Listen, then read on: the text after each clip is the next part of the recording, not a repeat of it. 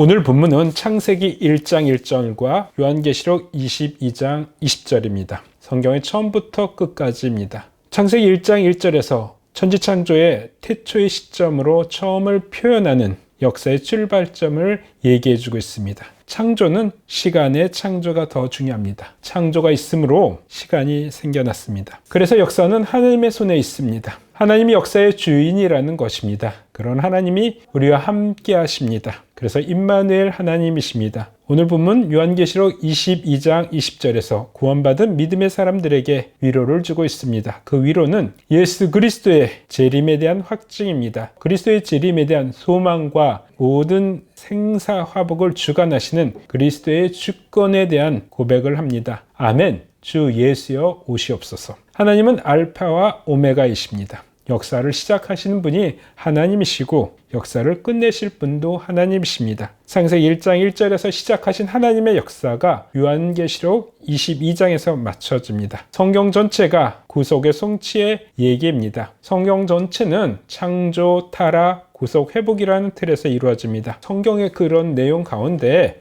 인생의 역사가 있습니다. 그 인생들을 창세기 5장은 낳고 살다 죽었다로 표현합니다.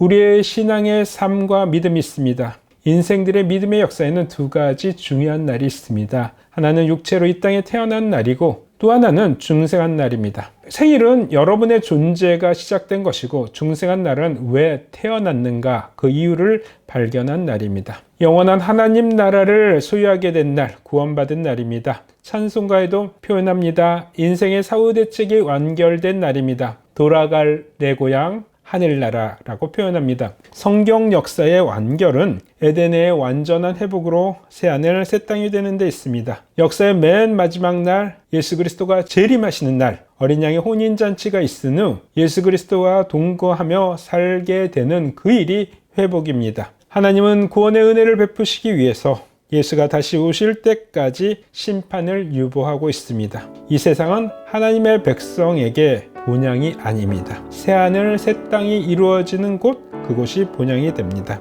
예수를 통해서 새하늘 새 땅이 이루어지는 것만이 소망이 됩니다. 그 소망은 하나님이 있어야 합니다. 창조, 타락, 구속, 회복. 다시 한번 저를 따라해 주시기 바랍니다. 예수는 나의 주. 이 모든 역사를 통해서 하나님은 죄인을 중생케 하는 그 새 창조의 근원이심을 기억하는 것입니다. 예수는 나의 주. 정리합니다. 모든 역사는 하나님의 역사입니다. 우리가 살면서 이런 일, 저런 일, 억울한 일, 고난을 겪는 모든 일들이 하나님의 창조 역사, 회복의 역사 가운데 있습니다. 역사에 해당되는 영어 단어를 해석하면 히스토리입니다. 그분의 이야기란 뜻이 됩니다. 이런 면에서 역사는 하나님의 것입니다. 동시에 하나님의 자녀들인 우리들의 것입니다. 따라서 우리는 고백하게 됩니다. 우리는 하나님만 믿습니다. 그렇습니다. 하나님만 믿습니다. 세상이 악하고 또 험악할수록 문제 속에 있을수록 하나님만 섬기는 귀한 하나님의 자녀가 되시길 주 예수 그리스도 이름으로 간절히 축원드립니다.